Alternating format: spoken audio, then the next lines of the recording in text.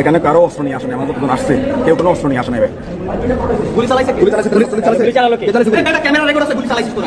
সচিবালয় ঘিরে আনসার সদস্যদের তাণ্ডব এবং হামলার ঘটনায় আহত হয়েছেন অর্ধ শতাধিক শিক্ষার্থী। এর মধ্যে সমন্বয়ক হাসনাত আব্দুল্লাহ সহ অন্তত 5 জনের অবস্থা আশঙ্কাজনক। স্পষ্ট করে বলি, তারা আনসার বাহিনীর সদস্য নয়, তারা চক্রান্তকারী। তাদের বিচারের জন্য যা করা দরকার আমরা তাই করবো। তারা যখন আমাদের ভাইদের গায়ে হাত তুলেছে, ওদেরকে যেখান থেকে হোক খুঁজে বের করে ওই কালো হাতগুলো ভেঙে দেওয়া সরকারের দায়িত্ব, সকলের দায়িত্ব। আমরা আমাদের জায়গাতে স্পষ্ট করে বলি, তাদের বিচার না হওয়া পর্যন্ত ছাত্র জনতা তাদের খোঁজে সবসময় সজাগ থাকবে। তারা আন্দোলন করবেন, আমাদের পরিষ্কার কথা, আমরা ধরে নেব তারা এই পতিত স্বৈরাচারের দোসর। আসসালামু আলাইকুম প্রিয় দর্শক, নতুন একটা নিউজ ভিডিওতে আপনাদের জানাচ্ছি স্বাগতম। এইমাত্র পাওয়া তাজা এবং গরম খবর। প্রিয় দর্শক বন্ধুরা, আজকের এই ভিডিওতে আপনারা দেখতে চলেছেন ডক্টর ইউনূস কিন্তু বলেছে আওয়ামী লীগ এবং বিএনপিকে পুরো পঙ্গু করে দেওয়া হবে, মানে আওয়ামী লীগের অবস্থা পুরো পঙ্গু করে দেবে, এমন কথা কিন্তু বলেছে ডক্টর ইউনূস। সেই কথাটা কিন্তু বলেছে গোলাম মাওলা রনি সাহেব। প্রিয় দর্শক বন্ধুরা, আজকের এই ভিডিওতে আপনারা দেখতে চলেছেন এই মানে আনসারদেরকে পাঠানো হয়েছে শেখ হাসিনা, এমন কথা কিন্তু উঠেছে গণমাধ্যমে। কতটুকু সত্য কথাটুকু আজকের এই ভিডিওতে আপনারা বিস্তারিতের মাধ্যমে সবকিছু দেখতে পারবেন। আশা করি ভিডিও স্কিপ করবেন না, সম্পূর্ণ দেখবেন, তাহলে অনেক কিছু জানতে পারবেন এবং বুঝতে পারবেন। প্রিয় দর্শক বন্ধুরা, বেশি কথা বলবো না, আপনাদের বিস্তারিত ভিডিওতে নিয়ে যাবো। বিস্তারিত ভিডিওটি দেখার আগে একটা রিকোয়েস্ট, যারা এখন এই চ্যানেল সাবস্ক্রাইব করে রাখেন, এই চ্যানেল সাবস্ক্রাইব করে দিয়ে পাশে থাকা বেল আইকনটি বাজিয়ে রাখুন। ইতিমধ্যে সাবস্ক্রাইব করে দিয়েছেন সকলে জানাচ্ছি অসংখ্য ধন্যবাদ। প্রিয় দর্শক বন্ধুরা, চলুন তাহলে এই ভিডিওতে একটি লাইক দিয়ে আমরা ধারাবাহিকভাবে সেই বিস্তারিত ভিডিওগুলো মোবাইলের স্ক্রিন থেকে একের পর এক দেখে আসি। বিগত বেশ কয়েকদিন ধরে আনসার বাহিনীর যারা সদস্য আছে তারা বিভিন্ন জায়গায় অবরোধ করছে, চারদিক দিয়ে ঘেরাও করে রাখছে। আজকে তারা পুরো সচিবালয় সেই সকাল থেকে শুরু করে আমরা রাত 10টা পর্যন্ত অপেক্ষা করেছি, তারা পুরো ঘেরাও করে রেখেছে। আমরা 16 বছরের ফ্যাসিস্ট সরকার অবসান ঘটিয়েছি, একদিনের জন্য এই সচিবালয় ঘেরাও করিনি, কারণ পুরো রাষ্ট্র কাঠামো সচিবালয় থেকে পরিচালিত হয়। আমি যদি এই রাষ্ট্র কাঠামোর গলা চেপে ধরি তাহলে রাষ্ট্র চলবে কিভাবে, আমার ডিসিশনগুলো মেক হবে কিভাবে, আমার পলিসিগুলো বাস্তবায়ন হবে কিভাবে, এগুলো চিন্তা না করে তারা সেই সকাল থেকে শুরু করে রাত 10টা পর্যন্ত চারপাশে এটি অবরোধ করে রেখেছি। আমরা এসেছি তাদের হয়ে কথা বলতে, আমরা তাদের একাধিক দলকে নিয়ে এসেছি, একবার 7 জনের দলকে নিয়ে এসেছি, একবার 17 জনের দলকে নিয়ে এসেছি, তারা আমাদের সাথেই ছিল। কিন্তু তাদেরকে যখন আমরা বলেছি তাদের অধিকাংশ দাবি মেনে নিয়েছি এবং বলেছি যে এই অভ্যুত্থানের এখনো 20 দিন হয়নি, আপনারা যদি আপনাদের এই দাবিগুলো জানান সমস্যা নেই, এই দাবিগুলো রাষ্ট্রের অবস্থা স্থিতিশীল হওয়ার পরে জানান, অবশ্যই এই দাবি নিয়ে কথা হবে। আপনাদের দাবিগুলো যৌক্তিক যদি হয় আমরা সেগুলো অবশ্যই মেনে নেওয়ার জন্য যা করার আমরা আমাদের পক্ষ থেকে করবো। কিন্তু তারা আজকে সকালে এখানে ঘেরাও করেছে, আজকে তাদের সকল দাবি মানতে হবে, হোক যৌক্তিক হোক অযৌক্তিক। তাদের প্রতিনিধি দল যখন আমাদের সাথে একাত্মতা ঘোষণা করেছে ওইখান থেকে কিছু উস্কানিদাতা, আমরা মনে করি তারা ওই পরাজিত শকুন, যেই শকুনরা রাষ্ট্রের স্থিতিশীলতা চায় না, যেই শকুনরা চায় রাষ্ট্র আবার ওই ফ্যাসিস্টদের হাতে যাক, তারা ওইখান থেকে উস্কানি দিয়ে আমরা যারা আমাদের সাথে একাত্মতা ঘোষণা করেছে তারা তাদেরকে বর্জন করেছে এবং বাকি যারা ছিল সকলকে উস্কানি দিয়েছে। আমাদের কাছে মনে হয়েছে এটি একটি বৃহৎ পরিকল্পনার অংশ। তারা এক এক সময় এক একবার বিভিন্ন পরিকল্পনা করেছে, ছাত্র জনতা প্রত্যেকবার রুখে দিয়েছে। আজকে তারা এখানে মাননীয় প্রধান উপদেষ্টা থেকে শুরু করে মাননীয় যত উপদেষ্টা ছিল কিংবা এই সচিবালয়ের পুরো রাষ্ট্র কাঠামোর আমলাতন্ত্রের যতজন কর্মকর্তা কর্মচারী ছিল সবাইকে আটকে রেখেছে। যদি আটকে রাখা হয় তাহলে এই রাষ্ট্র কাঠামো ফাংশন করবে কিভাবে? আলটিমেটলি তাদের উদ্দেশ্য ছিল এই রাষ্ট্র কাঠামোর ফাংশনটিকে বন্ধ করা। কিন্তু তারা ভুলে গিয়েছে যে এই ছাত্র জনতা আজকে থেকে কয়েকদিন আগে 16 বছরের ফ্যাসিস্টকে গলা ধরে নামিয়েছে, পতন করিয়েছে, দেশ থেকে বিতাড়িত করেছে। তারা কয়েকশো আর কয়েক হাজার এসে মনে করছে ছাত্র জনতা মনে ঘুমিয়ে পড়েছে। তাদেরকে আমরা স্পষ্ট করে বলে দিতে চাই, আর যদি সচিবালয়ের আশেপাশে এরকম কোন নরপিশাচকে আমরা দেখি যারা রাষ্ট্র কাঠামোকে ব্যাহত করতে চাইবে তাহলে সচিবালয়ের আশেপাশে তাদের কোনো অস্তিত্ব থাকবে না। আমরা স্পষ্ট করে বলে দিতে চাই, আপনাদের যদি কোনো দাবি থাকে রাষ্ট্র আগে স্থিতিশীল অবস্থা আসুক, আপনাদের যৌক্তিক দাবি নিয়ে যে লজিক্যাল ওয়েগুলো রয়েছে সেই ওয়েতে আপনারা অ্যাপ্রোচ করুন। তারপরে যদি আপনাদের যৌক্তিক দাবি না মানে হয় তাহলে আমরা যারা আছি আমরা আপনাদের সাথে দাঁড়াবো। কিন্তু আজকে যারা এই চক্রান্ত করেছে আমরা স্পষ্ট করে বলি তারা আনসার বাহিনীর সদস্য নয়, তারা চক্রান্তকারী। তাদের বিচারের জন্য যা করা দরকার আমরা তাই করবো। তারা যদি সহজ পথে আমাদের সাথে আলোচনার টেবিলে বসে একটি ফলাফল প্রত্যাশা করতো আমরা সহযোগিতা করতাম, কিন্তু তারা যখন আমাদের ভাইদের গায়ে হাত তুলেছে ওদেরকে যেখান থেকে হোক খুঁজে বের করে ওই কালো হাতগুলো ভেঙে দেওয়া সরকারের দায়িত্ব, সকলের দায়িত্ব। আমরা আমাদের জায়গাতে স্পষ্ট করে বলি, তাদের বিচার না হওয়া পর্যন্ত ছাত্র জনতা তাদের খোঁজে সব সমস্যা। বিভিন্ন দাবি দেওয়া নিয়ে তাদের উদ্দেশ্যে বারবার বলেছিলাম যে এই সরকার আমাদের ছাত্র জনতার রক্ত এবং ত্যাগের বিনিময়ে সরকার গঠিত হয়েছে। এই সরকার আমাদের সরকার, ছাত্র জনতার সরকার, তারা আমাদের সকল দাবি দেওয়া মানবে। কিন্তু এই সরকার নতুন দায়িত্ব নিয়েছে, তাদের রাষ্ট্র পরিচালনার অভিজ্ঞতা নাই, কাজেই তাদেরকে কিছুদিন সময় দিতে হবে। অন্তত পক্ষে আগামী 1 মাস কোনো দাবি দেওয়া নিয়ে রাস্তায় আন্দোলন করা যাবে না। যারা আন্দোলন করবেন আমাদের পরিষ্কার কথা, আমরা ধরে নেব তারা এই পতিত স্বৈরাচারের দোসর। এই সরকারকে বিপদে ফেলার জন্য, দেশকে অস্থিতিশীল করার জন্য এই সমস্ত দাবি দেওয়ার নামে রাজপথে নৈরাজ্য তৈরি করতে চান আপনারা। আজকে আনসার ভাইদের এই দেশে অনেক অবদান রয়েছে, তারা বঞ্চিত হচ্ছিল, সেটি যৌক্তিক, কিন্তু আইন শৃঙ্খলা বাহিনীর একটা পার্ট হয়ে তারা সচিবালয়ের সামনে যে বিশৃঙ্খলা করেছে, এই ঘটনায় যারা জড়িত তাদেরকে শাস্তি পেতে হবে। অবশ্যই আনসারদের যে দাবি চাকরি জাতীয়করণ, সেই দাবির পক্ষে আমরা, কিন্তু এইভাবে একটা নতুন সরকার গঠিত হয়েছে, সেই সরকারের উপদেষ্টাদেরকে জিম্মি করে সচিবালয় ঘিরে রেখে এই রকমের নৈরাজ্য আমরা সমর্থন করি না। এবং ছাত্রদের উপরে হামলা, যারা আমাদের ছোট ভাই, আমাদের সহযোদ্ধা, তাদের অনেক ত্যাগ তিতিক্ষা দৃঢ় নেতৃত্বের মধ্যে দিয়ে এই ফ্যাসিবাদের পতন হয়েছে, সেখানে তাদের উপরে হামলা, এটা নিশ্চয়ই কোনো স্বাভাবিক ঘটনা না। আমরা বিনয়ের সাথে অনুরোধ করি, সমস্ত কর্মকর্তা কর্মচারী, সরকারি বেসরকারি স্বায়ত্তশাসিত, আগামী 1 মাস আল্লাহর হস্তে কোনো দাবি দাওয়া নিয়ে রাস্তায় নামবেন না। আপনাদের যদি কোনো দাবি দেওয়া থাকে 1 মাস পরে আমাদের সাথে যোগাযোগ করবেন। আপনাদের দাবি দেওয়া আদায়ে রাস্তায় নামা লাগলে রাস্তায় নামবো, উপদেষ্টাদের সাথে আলাপ করে লাগলে আমরা সেটি করব। 1 মাস পরে থেকে আপনাদের এইগুলো নিয়ে আমরা কাজ করব। এই মুহূর্তে আইন শৃঙ্খলা পরিস্থিতি স্বাভাবিক করা, আইন শৃঙ্খলা বাহিনীকে কাজে সহায়তা করা, রাষ্ট্র বিনির্মাণে পরিশ্রম করা, সরকারকে সহযোগিতা করা, সেইটাই আমাদের প্রধানতম কাজ। এই মুহূর্তে দাবি দেওয়া নিয়ে আমাদের কোনো কাজ নাই। পাশাপাশি পরিষ্কারভাবে আপনাদেরকে একটা কথা বলি, জেলা উপজেলায় সচিবালয় যেখানে দলবাজ, দুর্নীতিবাজ, আওয়ামী ফ্যাসিবাদের দোসররা আছে, তাদেরকে চিহ্নিত করুন, তাদেরকে চাকরিচ্যুতির জন্য দাবি তুলুন, তাদের বিরুদ্ধে শাস্তিমূলক পদক্ষেপ নিতে দাবি তুলুন, তাদের বিরুদ্ধে পদক্ষেপ নিতে আমাদেরকে, সরকারকে সহযোগিতা করুন। প্রশাসনে এই দালাল মুক্ত করা, দলবাজ মুক্ত করার পরই সুশাসন ফিরে আসবে। ততক্ষণ পর্যন্ত সরকার যেন নির্বিঘ্নে কাজ করতে পারে, কোনো যেন দেশে বিশৃঙ্খলা না হয়, সেই বিষয়ে আমাদের খেয়াল রাখতে হবে। একটা বিষয় আপনারা লক্ষ্য করেছেন যে আজকে এই সরকার দায়িত্ব নিতে না নিতেই আমাদের এই পূর্বাঞ্চলের জেলাগুলোতে একটা বিশাল বন্যা পরিস্থিতি, অনেক মানুষ ভুক্তভোগী। সেই সময়ে এই সমস্ত দাবি দেওয়ার নামে আন্দোলন করা, এটা অমানবিক, এটা পরিকল্পিত। কাজে আমরা এই ধরনের কাজ থেকে আগামী 1 মাস সকলকে বিরত থাকার আহ্বান জানাই, সকলকে ধৈর্য ধরার আহ্বান জানাই। ছাত্র জনতা সকলকে শান্তি শৃঙ্খলা বজায় রেখে আইন শৃঙ্খলা পরিস্থিতি স্বাভাবিক করতে প্রশাসনকে সহযোগিতা করা এবং ভুক্তভোগী এই বন্যা আক্রান্ত এলাকা সহ যেখানেই মানুষ ভুক্তভোগী হচ্ছে তাদের পাশে দাঁড়ানোর আমরা আহ্বান জানাই।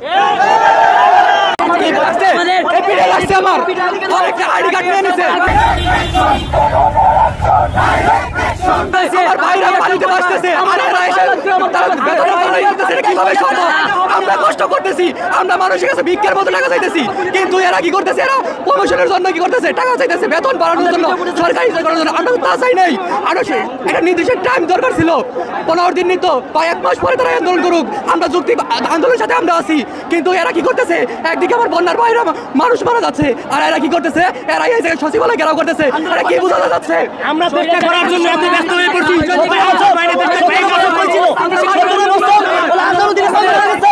এই বন্যার কল্পিত আমরা টাকার মালিক শুনে বন্যার তো মানুষের পিছনে দাঁড়াচ্ছি। ঠান্ডা একটা গ্লাস পানি এনে দিছে, এটা পানিটা খাও। আমাকে কেন খাও? ঘটনাটা ভয়ঙ্কর, আমি দেখতেছি টেস্ট করে। হ্যাঁ, আইস ওয়াটার ভালো। এখন ঘটনা কি? মুসলিম ভাইয়ের বউয়ে আর ভাবির মধ্যে হাতাহাতি। ভাবি না, আপনি জিনিসটা দিবেন না, লাইসেন্স করা। আপনার কিন্তু জীবন নিরাপত্তা নাই। স্লোগান দিচ্ছেন, মিছিল দিচ্ছেন, বহু জায়গা করছেন, আমার চিনচ্ছি ভাই, আমি কিন্তু এরকম করছি না, আপনারা করছেন, আপনার লোক তারা করছে। অহন জিনিসটা দেওয়া যেত না। আপনারও তো একটা নিরাপত্তার বিষয় আছে, বা আইন হয়ে গেছে। তো কেলে আমরা ফোন করে লাগবো, আমরা জীবনের নিরাপত্তা নাই। হ্যাঁ, এটা কোনো কথা হইতে পারে? এখন কথা এটাই, বোঝেন নাই কথাটা। গতকালকে ডক্টর ইউনূস সাহেব যে জাতির উদ্দেশ্যে ভাষণ দিয়েছেন, মানে থাকে না যে খরগোশ গতিতে না, তিনি কচ্ছপ গতিতে আগাচ্ছেন, বা প্রতিটা তার কদম ক্যালকুলেশন করা, হিসাব নিকাশ করা, কোথায় কোন পদক্ষেপটা নিতে হবে, কিভাবে পদক্ষেপ নিলে মাঠ পর্যায়ে আওয়ামী লীগের কাছে যে মেশিনারিজগুলো আছে লাইসেন্সড, হ্যাঁ, হাজার হাজার মেশিনারিজ কিন্তু আওয়ামী লীগ নেতাকর্মীদের কাছে আছে।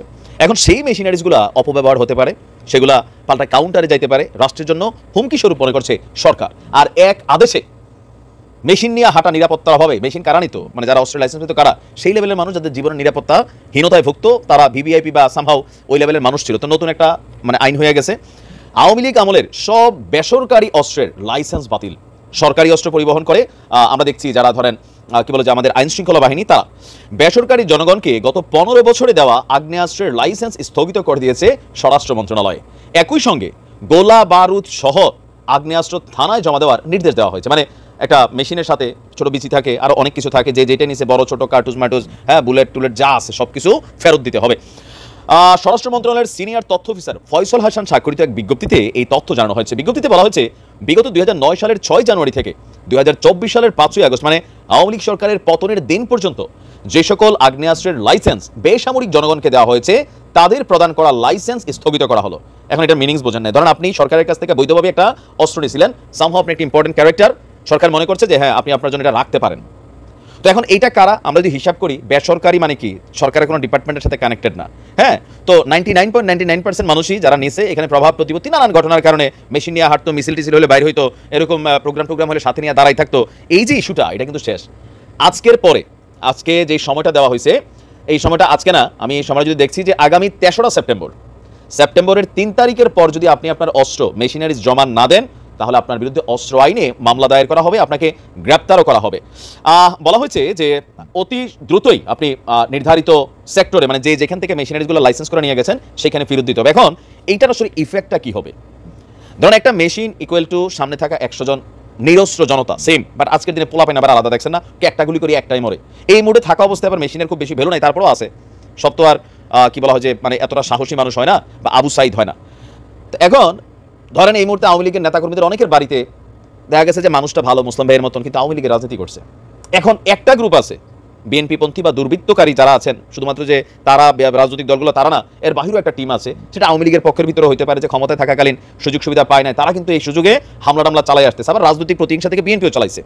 এখন এই অবস্থায় যাদের কাছে মেশিন টেশিন আছে, তারা কিন্তু একটা সিকিউর ছিল, জানে এটা তার বৈধ লাইসেন্স, আপনি তারা মারতে গেছেন, সে আপনার উপর চালাই দিতে পারবে বিচিটা। তো এখন এই চালাইতে গিয়া নানান ধরনের ঘটনা ঘটতে পারে, তো এটা কিন্তু তার সেফটি সিকিউরিটি ছিল। এখন এই মেশিনটা ছাড়া এই মানুষটা কিন্তু পঙ্গু হয়ে গেছে গত 15 বছরে। এর আগের গুলা বলে নাই, গত 15 বছরে যা পাইছেন, এর আগে যদি কেউ পায়ে থাকেন সামহাও 111 সরকার বা এর আগে বিএনপি সরকারের বা এর আগে আওয়ামী লীগ সরকারের, ওইটাতে সমস্যা নাই। জাস্ট হচ্ছে 2009 জানুয়ারি থেকে পতনের দিন পর্যন্ত। তো আওয়ামী লীগের নেতাকর্মীরা, আমি সবাই বলি আপনারা সাবধানে থাকবেন। যারা অন্যায় করেন নাই, কোনো রকম জুলুম করেন নাই, অত্যাচার করেন নাই, আমার ধারণা এই ধরনের মানুষগুলা খুব বেশি বিপদে পড়ে নাই। কারণ আমার এলাকাতে আমি দেখছি যারা বাটে পড়ছে 99.99% মানুষ অন্যায়কারী অপরাধী ছিল, ক্ষমতার অপব্যবহার করছেন, ভাবেন নাই যে এই দিন ফেস করতে হবে। এক ঢিলে সব স্বীকার করে ফেললো। ভারত গেলেও দিক দিয়ে বিএসএফ গুলি করে মাইরা ফেলে, কই যাবেন? মাফটাফ চাইয়া সুন্দর করে এলাকাবাসীর কাছে ক্ষমা টমা চান, জোর জুলুম যারা করছেন। ওই যে ছাত্রলীগের এক নেতা মাফ চাই কিন্তু জামাতে যোগ দিয়েছে।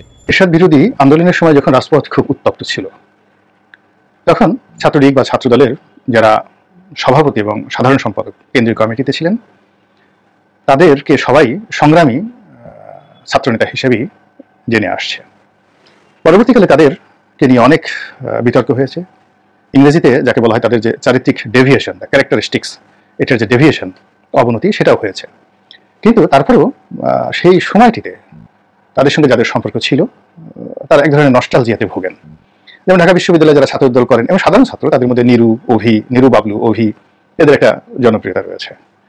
তারপরে যতই পৌঁছে যাক না কেন, ডাকসুর ভিপি সুলতান মোহাম্মদ মনসুর, তারপরে আমানুল্লাহ আমান, খায়রুল কবির খোকন, নাজিমুদ্দিন আলম, ওনাদের নামগুলো এখন উচ্চারিত হলে মানুষ, তারা যে যত বড় পদেই থাকুক না কেন, সেটা সেনাপ্রধান হোক অর্থাৎ তাদের জমানাতে যদি কেউ ঢাকা বিশ্ববিদ্যালয়ে পড়ে থাকেন, তাহলে এই মানুষগুলো রাস্তায় যদি দাঁড়িয়ে থাকেন পথের ধারে, আর পাড়ে যদি সেনাবাহিনীর প্রধান, নৌবাহিনীর প্রধান তারা বিশ্ববিদ্যালয়ে পড়ে থাকেন, তো একটু হলেও তাকাবেন যে ওই যে নিরু ভাই দাঁড়িয়ে আছে।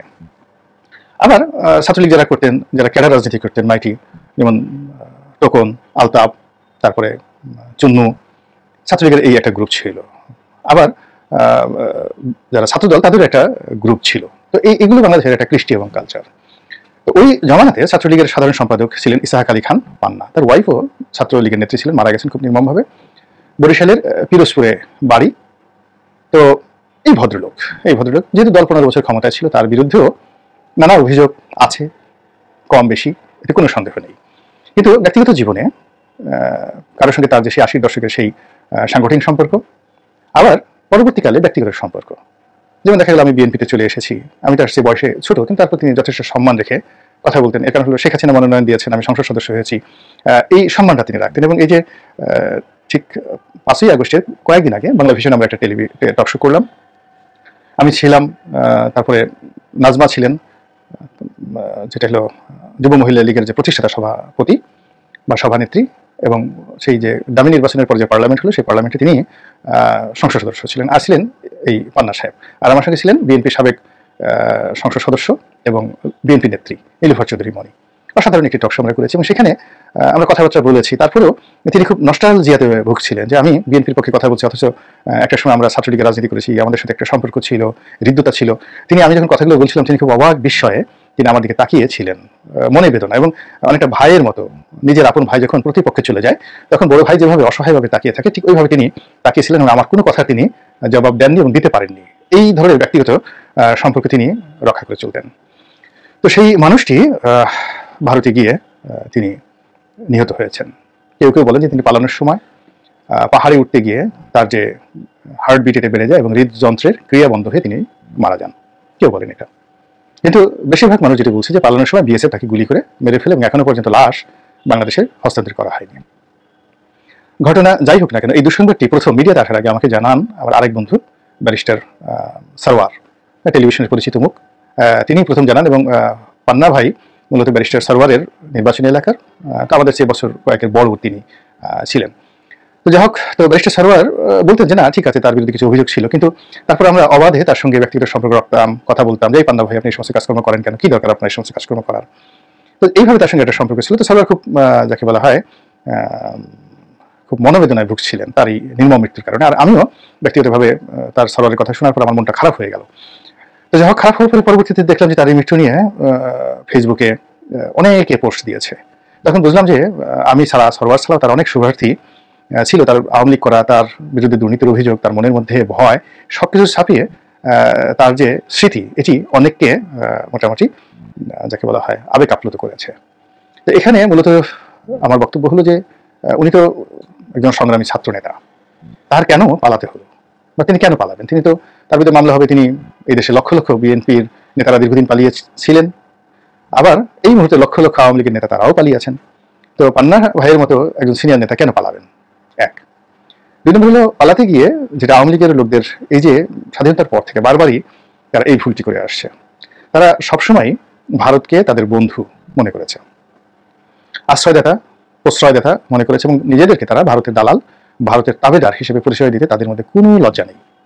সেই ভারতের সঙ্গে আমাদের স্বামী স্ত্রীর সম্পর্ক, ভারত বড় ভাই আমরা ছোট ভাই, এই সকল কথা বড় বড় মন্ত্রী, ওবায়দুল কাদের সাহেবের মতো মানুষ, আব্দুল মোমেনের মতো মানুষ পররাষ্ট্রমন্ত্রী যেভাবে নির্দ্বিধায় বলেছেন, ভারতকে অনেক কিছু যেভাবে দিয়েছি, আর মানে এরপর ভারতের আর চাইবার কিছু নেই, এই ধরনের কথা মাননীয় প্রধানমন্ত্রী যেভাবে বলেছেন, এবং প্রধানমন্ত্রী প্রোটোকল নিয়ে তিনি ভারতীয় যেভাবে বারবার লাঞ্ছিত হয়েছেন, অপমানিত হয়েছেন, তারপরেও ভারত সম্পর্কে তাদের যে মনোভাব এটি কখনোই অবিশ্বাসের পর্যায়ে যায়নি, অশ্রদ্ধার পর্যায়ে যায়নি। তো সেখানে ইসহাক আলী পান্না তিনিও ভারতে পালানোর সময় চিন্তা করেছিলেন যে তিনি সীমান্তটা পাড়ি দিতে পারলেই তিনি নিরাপদ। এখন আপনারা জানেন যে এই বাংলাদেশের এই অভ্যুত্থানের পরে ভারত কিন্তু তাদের সীমান্ত সিল করে দিয়েছে এবং সেখানে রেড অ্যালার্ট জারি করা হয়েছে। সীমান্তের গুরুত্বপূর্ণ স্থানে সেনা বাহিনীর চৌকি বসেছে, সেখানে সাধারণত ভারতের যে বর্ডার সিকিউরিটি ফোর্স বিএসএফ তারা দায়িত্ব পালন করে, কিন্তু কিছু কিছু গুরুত্বপূর্ণ জায়গাতে সেনাবাহিনী, ভারতীয় সেনাবাহিনী ডিপ্লয় করা হয়েছে এবং তারা সেখানে মহড়া দিচ্ছে, এবং বাংলাদেশ থেকে যাতে কোনো লোক যেতে না পারে তারা সেভাবে বন্দুক উঁচু করে রেখেছে। এখন বোঝার চেষ্টা করুন, আওয়ামী লীগেরা সবসময় মনে করেছে যে কোনো বিপদ বিপত্তি আসলে, সমস্যা আসলে তারা নির্ভয়ে নিশ্চিন্তে তারা ভারতে থাকতে পারবেন, পালাতে পারবেন, ভারত তাদেরকে আশ্রয় দেবে, এবং তাদের ভয় ছিল বাংলাদেশের সীমান্ত, বাংলাদেশের মাটি এবং বাংলাদেশের মানুষকে তারা বিশ্বাস করেছে। কিন্তু তারা ভারতের বন্ধু হিসেবে ভারতকে যেভাবে নির্দ্বিধায় বিশ্বাস করেছে, তার উপর এই যে ইসহাক আলী পান্না সাহেব, ইসহাক আলী খান পান্না, সেই পান্না ভাইয়ের যে লাশ, সেই আওয়ামী লীগের লোকের যে বিশ্বাস এবং আস্থা, সেই আস্থার উপর রীতিমতো চপেটাঘাত, জুতোর বাড়ি। একজন এরকম সিনিয়র নেতা, তার অনেক কর্মী মন্ত্রী হয়েছেন বিগত সরকারে, এমপি তো হয়েছেন শত শত। ইসহাক আলী পান্নার কমিটির অনেক কর্মী মন্ত্রী এমপি হয়েছেন, তিনি হয়তো হতে পারেননি, কিন্তু তিনি সে সকল মন্ত্রী এমপিদের সম্মান পেতেন। তো সেই মানুষটিকে ভারতের যে বিএসএফ তারা সরাসরি গুলি করে মেরে ফেললো। এর দ্বারা আওয়ামী লীগের লোকজন যদি এখনো শিক্ষা লাভ না করে, তাদের নীতি পরিবর্তন না করে, তাহলে আগামীতে তাদের রাজনীতি আরো ভয়াবহ পরিণতির মুখে পড়বে এবং এদেশে যারা আওয়ামী লীগের নেতাকর্মী এখনও আছেন তাদের রাজনীতি জটিল এবং কুটিল হয়ে পড়বে। এবং বিচারপতি মানিক সাহেব ধরা পড়েছেন, তিনি বলেছেন যে তাকে প্রথমে নিয়ে যাওয়া হয়েছিল ভারতে, দালালেরা 15,000 টাকা কন্ট্রাক্ট হয়েছে, তো সেই দালালেরা তার কাছ থেকে বুড়া মানুষ পেয়ে মোবাইল, তারপরে ব্যাগ এবং ব্যাগের মধ্যে রাখা 70 লাখ টাকা, সেই সব টাকা তারা নিয়ে গেছে এবং তাকে মারধর করে আবার বাংলাদেশ সীমান্তে পাঠিয়ে দিয়েছে। এইভাবেই পত্রপত্রিকা এসেছে। তো বুঝেন যে ভারতীয় যারা ঠগ তারা কোন পর্যায়ের। আমি আরও কয়েকজন বিএনপির নেতা যারা ভারতে গিয়েছিলেন এবং সেখান থেকে তারা দুবাইতে গেছেন, তাদের যে দুর্বিষহ স্মৃতি, ভারতীয় লোকদের যে অসততা, কিভাবে তাদেরকে টার্গেট করে তাদের জীবনটা শেষ করে দিয়েছে। এই যে দেখুন এমপি আনার ভারতীয় যে নির্মমভাবে খুন হলেন, তাদের ভারতীয়দের সঙ্গে দীর্ঘদিন তাদের ব্যবসা ছিল এবং এই ঘটনা ধামা চাপা পড়ে যাবে আমরা কোনোদিন হয়তো জানতে পারবো না। কিন্তু এই যে বাংলাদেশে আমরা হয়তো তার হত্যার প্লট বা চক্রান্তকারী আমরা খোঁজার চেষ্টা করছি, কিন্তু মূল যে কিলিংটা কেন ভারতে হলো। একইভাবে একজন খুব বিখ্যাত হম্বিতম্বি করা নেতা, তো তার কথা অনেকে বিরক্ত হয়, খুবই লম্ফ ঝম্প দিতেন বাংলাদেশে, এখন পালিয়ে আছেন। তো 2014 সনে যখন খুব বেশি জ্বালাও পড়া শুরু হলো 2013 সনে, তো তিনি তখন এমপি নন, আমি এমপি, তখন আমাকে প্রায় তিনি ফোন করতেন যে রনি ভাই পালাবো কিনা, আপনার গ্রিন সিগন্যাল পেলেই কিন্তু পালিয়ে যাবো। তাই বললাম যে কোথায় পালাবেন? ভারতে পালাবো, আমার ভারতে বাড়ি আছে, ওখানে জায়গা টাকা সবকিছু ঠিক আছে, আপনিও চেষ্টা করলে ইচ্ছে করলে আমার সঙ্গে থাকতে পারেন, আল্লাহ মাফ করুক, আমাকে রক্ষা করেছেন। তো সেই লম্ফঝম্পা দেওয়া মানুষটি তিনিও পালিয়ে গেছেন, তিনি সীমান্ত পাড়ি দিতে পেরেছেন কিনা আমি জানি না, কিংবা ভারতে তার যে বাড়ি আছে বা জায়গা আছে যে কথা তিনি বলেছেন সেখানে তিনি পৌঁছতে পেরেছেন কিনা, এখন কেমন আছেন, এটা একমাত্র আল্লাহই ভালো জানেন। তো কাজেই সাধু সাবধান, আমাদের নিজেদের পায়ে দাঁড়াতে হবে, নিজেদের দেশকে ভালোবাসতে হবে। যদি মৃত্যু হয় তাহলে এদেশেই যেন হয়, যদি বিচার হয় এদেশেই যেন হয়। আর যদি কেউ পালাতে চান তাহলে সুন্দরবনে গিয়ে পালানোটা উত্তম।